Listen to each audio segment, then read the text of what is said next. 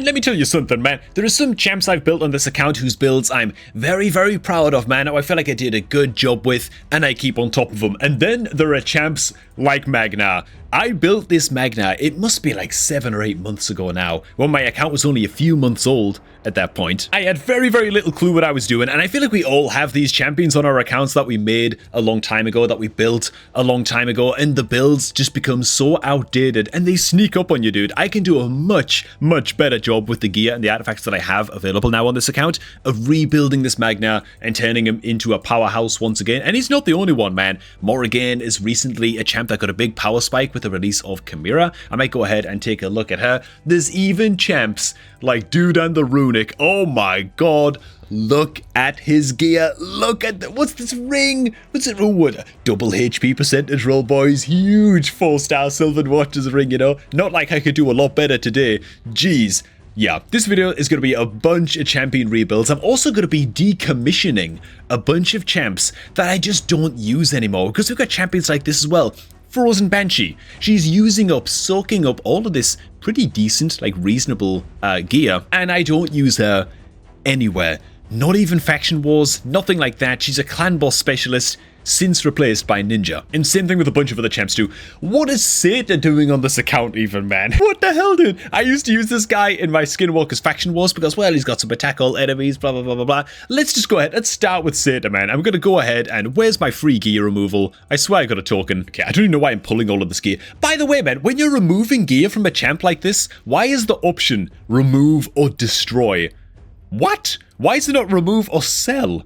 Like, what are we even doing here, dude? Like, I know they want you to pay silver to get rid of the item usually, but god dog, dude. Let's just pull all this off so we can at least sell this gear. Seta is officially going into the vault to be used in future repeatable fusion. We're going to also peel all of the gear off of Frozen Banshee. We could go ahead and reuse this gear elsewhere as well. And into the vault Frozen Banshee goes. She saved the account well, by the way. I don't regret taking my Frozen Banshee up to level 60. I did use her for the longest time in my Infinity Wixwell team. And so she did a pretty decent good job on the account. But you know what, man? Her time has come, you know? And honestly, there are a few champions like that, man. Even good old Metal Shaper. He's got some like double speed roll and stuff, I think, on some of his gear. Some pretty good items on this guy. Don't use him anymore. He was really a tool that I was using as sort of like a cheat code rare champion to get my way through Scarab King in Doom Tower. Don't need him for that anymore because I have Mithrala on the account and she can just solo the crap out of Scarab King in a regeneration set, and so he's also just going to be decommissioned, probably used as a 5-star chicken, I guess.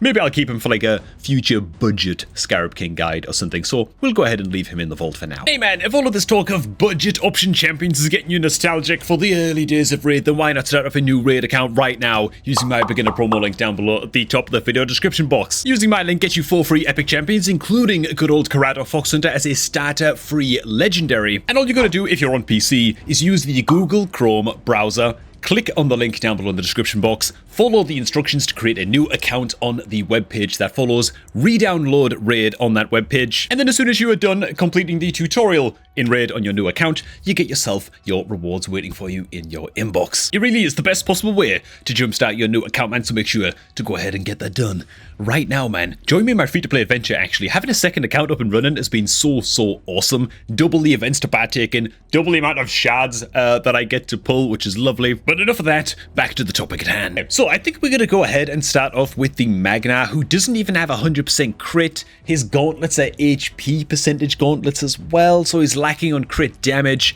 Alright, man, let's see what we can come up with in terms of the Magna's gear. And alright, man, now we're talking. Check this out, dude. We've hit the 100% crit rate. The crit damage is so much higher, getting almost 100% crit damage. We lose a little bit of health and therefore a little bit of direct damage. Magna is, of course, an HP-based nuker, but we're getting so much more in terms of crit damage that it more than offsets that. Thing is, he's extraordinarily slow, and so the last piece of the puzzle to throw in here is a banner, preferably an HP main stat banner with HP percentage and speed would be perfect. Let's see if we can dig that out. Oh, Nelly. Oh my god, man. Dude, this thing could roll insanely well if it just hits speed a couple times. Doesn't have any HP percentage though. Let's just rank it up to 8 and see where the first couple rolls go.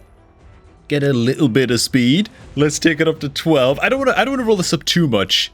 Ooh, we actually double hit on the speed. Dude, why am I so lucky when I start recording? Okay, so the rest of the substats on the banner are not that good, but its health main stat, it's going to bolster up his speed by quite a bit. Again, we take another hit to total health. I'm not sure either of these options or any more of these options are particularly competitive either, so it's probably the best option that we've got. Okay. Go ahead and try that on. Nearly 160 speed. We can also throw some speed glyphs onto this gear as well and speed him up just a little bit more. I think that this is grand. This is fine.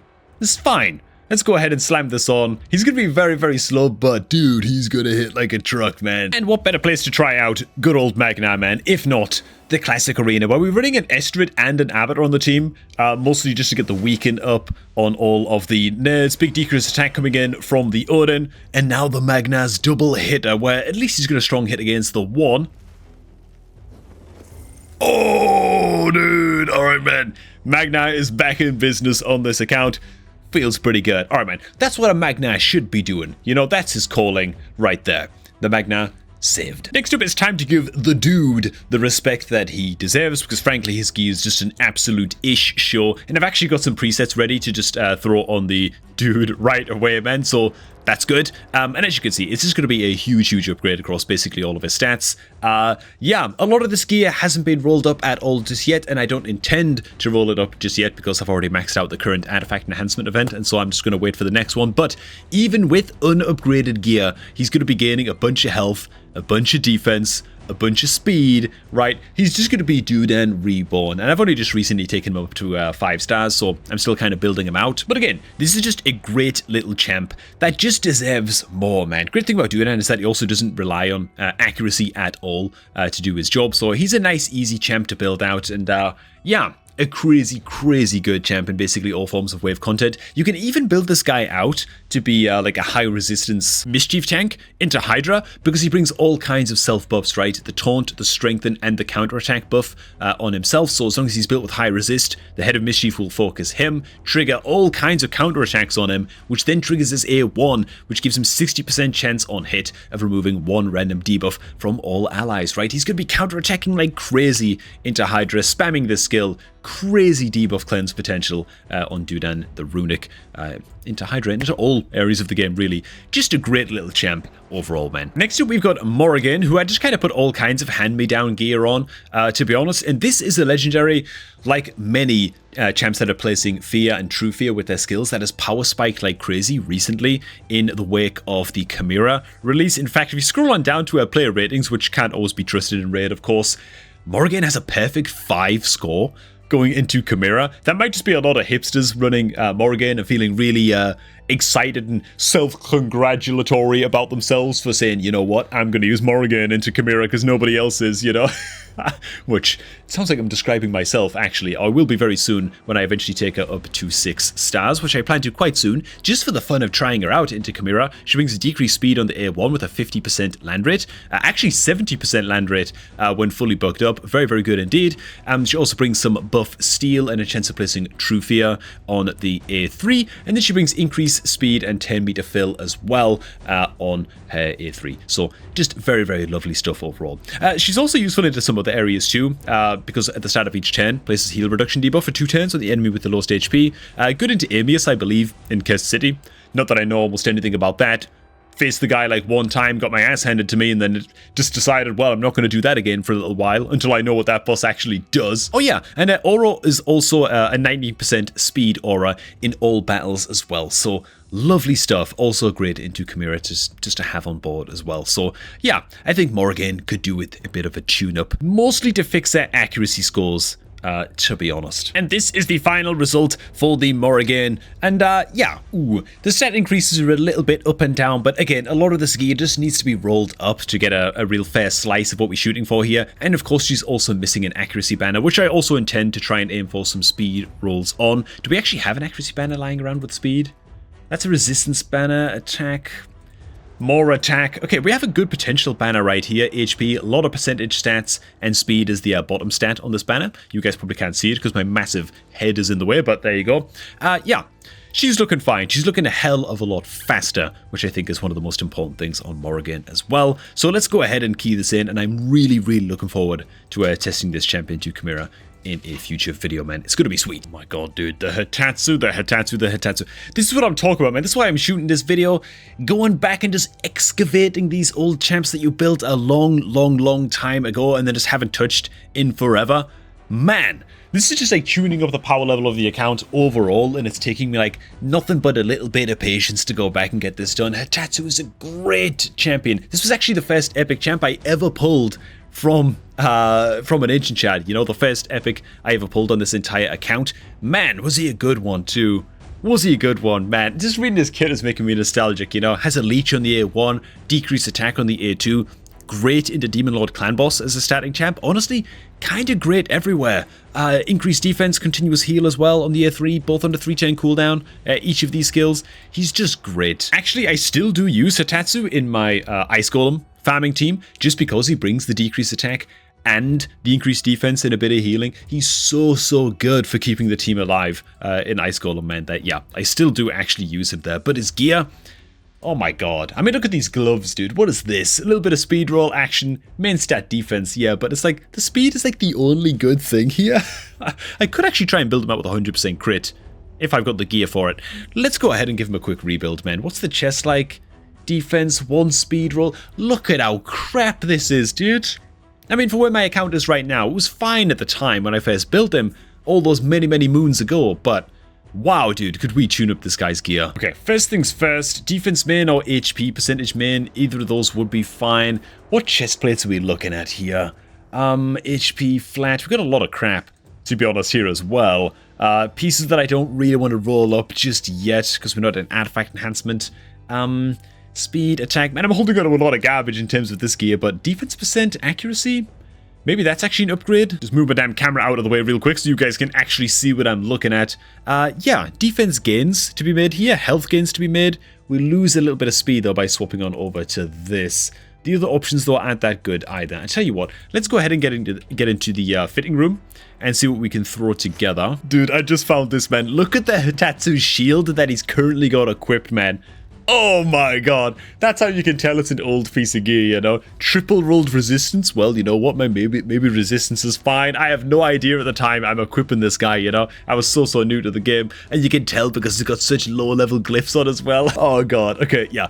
We've got some perfectly serviceable legendary perception shields here that we can go ahead and throw in instead. Defense rolls, bit of speed, bit of HP percent. This is fine. This will do much better than the former. Just a little bump in defense all up and over here. Once it's rolled up to 16 as well, HP percent, speed, or defense rolls are all good. There's like a 75% chance that it's going to roll into something good. So we can go ahead and throw that on. And man, there you have it. First epic champion ever got on my account. Rebuilt, remade, reforged. All kinds more health, all kinds more defense. Speed takes a hit of like 3, but you know what, his accuracy increased as well. Just saucy all around. Okay, man. Crapload more stability on this guy. I do have to steal a helmet off of Skaramis to get this job done, but Skaramis is still only level 50 on this account, so I'll fix him up in a sec. But first, the good old Ice Golem farming team, of which Hitatsu is a key element, right? He just makes the run safe, primarily because of that A2, man, the decreased attack going off on everybody. Yeah, this entire team is built to be able to clear the dungeon in, well, I slowed it down quite a bit during the waves to type some crap to my wife, so usually it's like a 2-minute clear or something for the stage 20, you know. But this team is just designed, like I say, to be safe, right? The leech debuff coming out as well, a bit more team-wide healing, and Hitatsu plays a key role in just keeping the squad alive in the Ice Golem, man. So I'm real happy that I still find a way to use him, even though he's been on my account for so long. Yeah, there it is. Smack comes in. We're going to lose the Dark Elhain here, but frankly, it doesn't really matter if we lose champions during this run because the Ugo is built out to be so tanky that the Ugo always gets the revive off. I don't think I've ever actually failed a run on stage 20 Ice Golem with this team that we're running right here, even with the good damage coming in from the Royal Guard as well on occasion, but there it is. Feels good, man. There it is, man. Just a happy little video. And you know what? I hope that I inspired you guys up to take a little trip down memory lane, look through your old roster just a little bit, some of your level 50 champs that you haven't looked at for a long time, and just consider some rebuilds, man. Some of these guys deserve it. Some of these guys, maybe that you built a long time ago with, you know, outdated artifacts and hand-me-downs of hand-me-downs and stuff like that, that could just use and nay, that just deserve a tune-up for the work that they've put in on your account over the years. So For now, thanks for watching, guys. Hope you all did enjoy this one. Remember that you can get your hands on good old Karato Fox Hunter completely for free, man, just by starting off a new raid account using my beginner promo link down below at the top of the video description box. Make sure you sign out with Plarium Play before you click on that link to get your hands on, well, a legendary starter champion and then 3 additional epic champions as you level up your account. Best possible way to start off a new raid account using that link, so make sure to go ahead and get that done. And I'm going to catch all of you guys just a tad bit later, man.